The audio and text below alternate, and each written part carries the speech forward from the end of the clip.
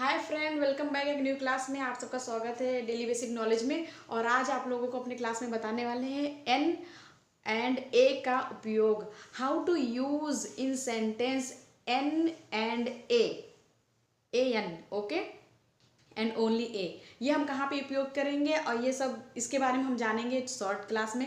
तो वीडियो के लास्ट तक बने रहिएगा और क्लास पसंद आए तो लाइक शेयर सब्सक्राइब ज़रूर करिएगा। तो चलिए स्टार्ट करते हैं आज हम ए एंड एन का उपयोग। ओके, जैसे start.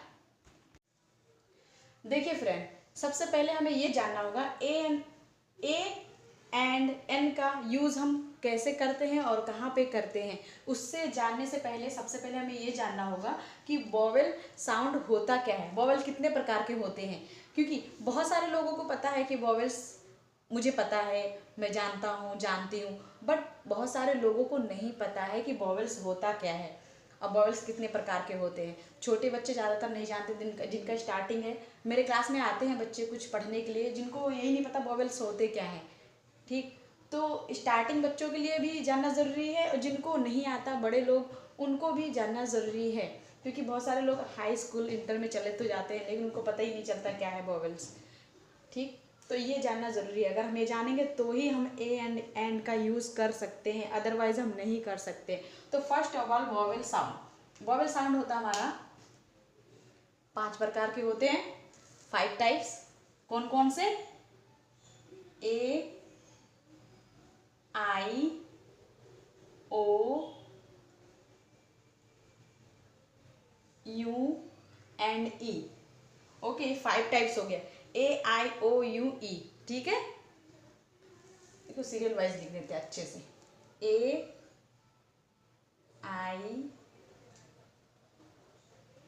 E I O you. ठीक है, ये हमारे 5 टाइप्स वोवेल्स हो गए। क्योंकि ये याद करने में इजी होगा इसलिए मैंने ऐसे ही लिखा, क्योंकि मैंने भी ऐसे ही याद किया था। बाकी आप लोग अपने तरीके से याद कर सकते हैं। अब देखिए, ये वोवेल्स हो गए। ठीक है, तो अब ए एंड एन का यूज़ हम कैसे करेंगे किसी सेंटेंस या वर्ड्स के पहले। ठीक है, कभी कभी होता है, आता है ना, जैसे कोई सेंटेंस लिखा होता है, जैसे कोई सेंटेंस लिखा होता है, आई सा एन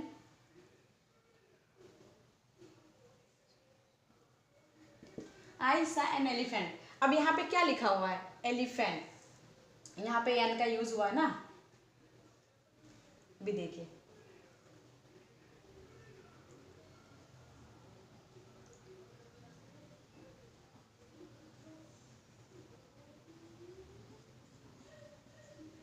यहाँ पे ए का यूज हुआ है। अब देखिए यहाँ पे हमने एन क्यों लिखा है और यहाँ पे मैंने ए क्यों लिखा है।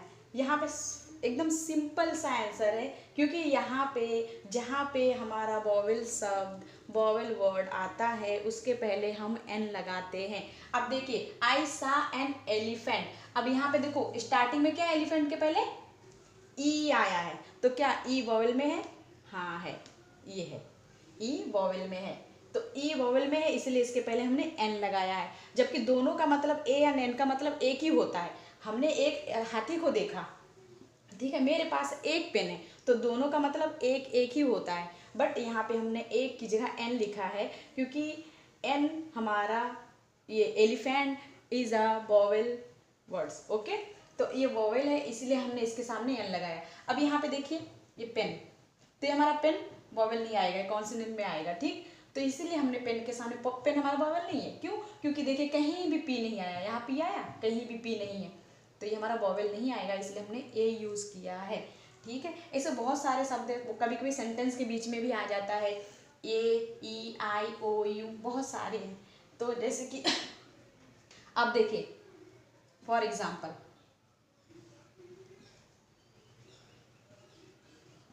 एग्जाम्पल में जैसे हमारा ऑरेंज हो गया।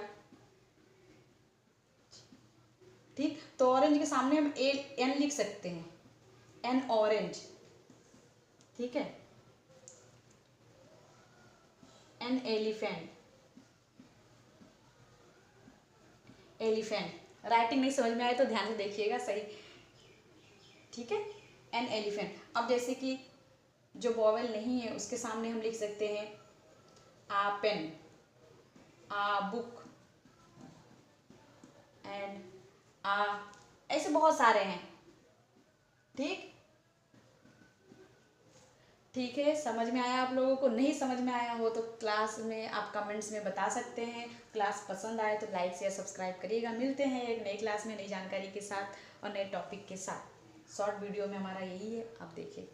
Okay, A I O you ई जहाँ भी आए वहाँ उससे पहले हम यन लगाते हैं, और जहाँ ए ई आई ओ यू ना आए उससे पहले हम ए का यूज़ करते हैं। Okay, thank you.